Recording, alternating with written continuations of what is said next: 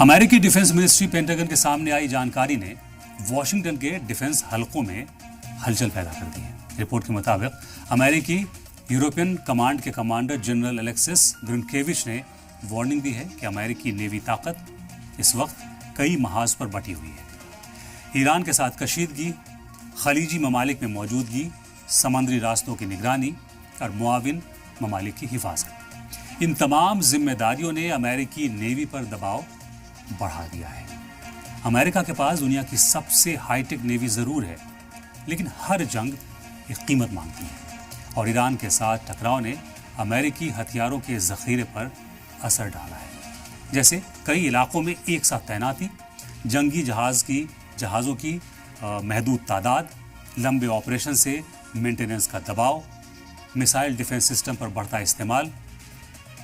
अमेरिकी फौज की सबसे बड़ी फिक्र इस वक्त सिर्फ जहाज नहीं बल्कि मिसाइल डिफेंस सिस्टम भी है।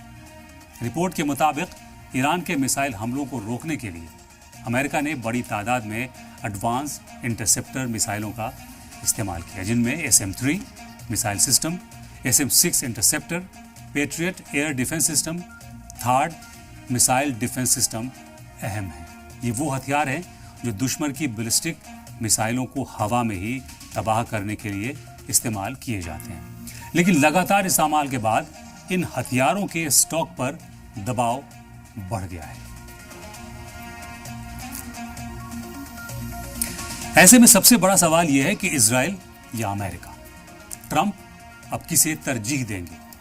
पेंटागन की रिपोर्ट में जिस बात ने सबसे ज्यादा फिक्र पैदा की है वो है अमेरिका के सामने आने वाला मुमकिन ऑप्शन।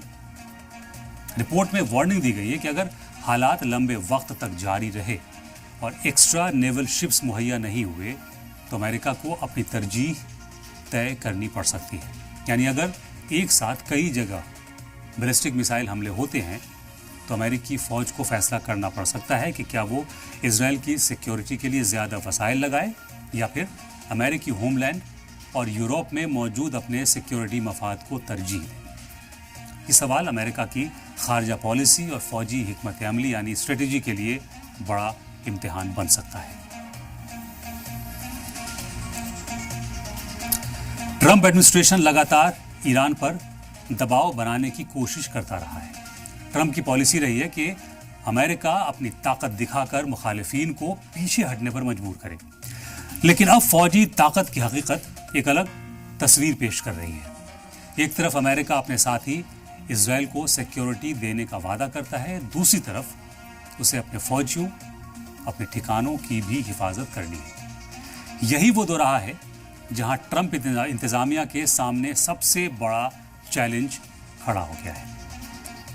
अमेरिका का डिफेंस बजट दुनिया में सबसे बड़ा है। सालाना सैकड़ों अरब डॉलर खर्च करने के बावजूद हाईटेक जंगों ने यह दिखा दिया है कि सिर्फ पैसा काफी नहीं होता। जंग अगर लंबी हो जाए तो हथियारों का जखीरा, सप्लाई चेन और फौजी ताकत सबसे बड़ा फैक्टर बन जाते हैं। यूक्रेन जंग में भी अमेरिका और उसके साथियों ने हथियारों की खपत का सामना किया था और अब मिडिल ईस्ट का बहरान नया चैलेंज बनकर सामने आया है। ईरान के साथ टकराव सिर्फ दो मुल्कों का मामला नहीं है।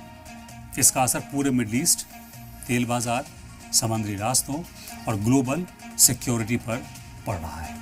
अगर अमेरिका लंबे वक्त तक इस जद्दोजहद में उलझा रहता है तो उसे अपने फौजी वसाइल का दोबारा हिसाब लगाना होगा, क्योंकि दुनिया की सबसे बड़ी ताकत के लिए भी हर महाज पर एक साथ लड़ना आसान नहीं होता। अमेरिका के सामने आज सबसे बड़ा सवाल यही है कि क्या वो अपनी ताकत को हर महाज पर बांट सकता है या फिर आने वाले वक्त में उसे कुछ महाज पर पीछे हटकर अपनी पॉलिसी बदलनी होगी। पेंटागन की लीक रिपोर्ट ने एक बात साफ कर दी कि हाईटेक जंग सिर्फ हथियारों की नहीं बल्कि सही वक्त पर सही फैसले लेने की जंग भी होती है। और अब निगाहें वॉशिंगटन पर, क्योंकि अमेरिका एक ऐसे दोराहे पर खड़ा है जहां हर फैसला दुनिया की सियासत पर असर डाल सकता है। ईरान अमेरिका टकराव ने एक बार फिर दुनिया के सामने ये सवाल रखा है कि क्या 21वीं सदी की जंग सिर्फ ताकत से जीती जा सकती है या फिर खुफिया जानकारी, तकनीक, डिप्लोमेसी और इलाकाई सपोर्ट भी उतने ही अहम हैं। امریکہ کے پاس دنیا کا سب سے بڑا ڈیفنس بجٹ ہے، سب سے ہائی ٹیک ہتھیار ہیں، لیکن ایران نے یہ دکھایا ہے کہ چھوٹی طاقتیں بھی بڑی طاقتوں کو لمبے وقت تک چیلنج دے سکتی ہیں۔